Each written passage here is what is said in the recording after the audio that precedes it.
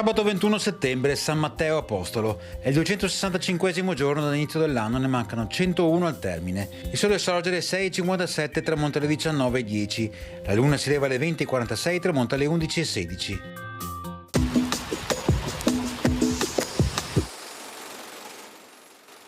Francesco da Carrara, signore di Padova, scende a patti con la Repubblica di Venezia.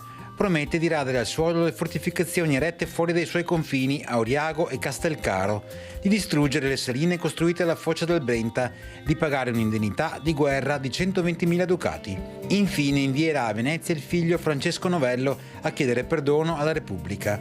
Mediatore di pace tra i due contendenti è il poeta Francesco Petrarca.